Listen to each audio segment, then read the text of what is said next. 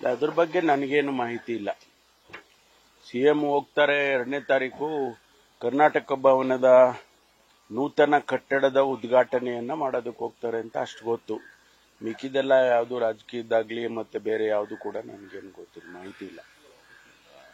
ರಾಜ್ಯಾಧ್ಯಕ್ಷ ಬದಲಾವಣೆ ಆಗುತ್ತೆ ಗೊತ್ತಿಲ್ಲಪ್ಪ, ಅದೆಲ್ಲ ನಮಗೆ ಹೈಕಮಾಂಡ್ನವರಿಗೆ ಅವರ ವ್ಯಾಪ್ತಿಯಲ್ಲಿರ್ತಕ್ಕಂಥದ್ದು.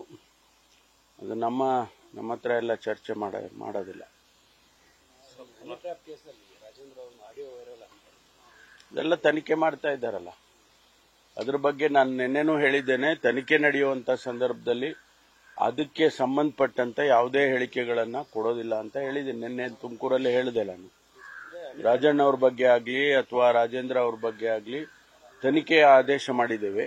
ಆ ತನಿಖೆ ವರದಿ ಬರೋವರೆಗೂ ನಾವು ಅದ್ರ ಬಗ್ಗೆ ಯಾವುದೇ ಪ್ರತಿಕ್ರಿಯೆ ಮಾಡೋದಿಲ್ಲ. ಗೊತ್ತಿಲ್ಲ, ಅದೆಲ್ಲ ಎರಡು ತನಿಖೆ ನಡೀತಾ ಇದೆಯಲ್ಲ. ನಾ ಹೇಳದ್ನಲ್ರಿ, ಯಾವುದು ಹೇಳಿಕೆ ಕೊಡೋದಿಲ್ಲ ಅಂದ್ಮೇಲೆ ಮತ್ತದನ್ನೇ ಪ್ರಶ್ನೆ ಕೇಳಿದ್ರೆ ನೀವು. ನ್ಯೂಸ್ ಫಸ್ಟ್ ನಿರ್ಭೀತಿಯಿಂದ ನಿಮ್ಮ ಪರವಾಗಿ.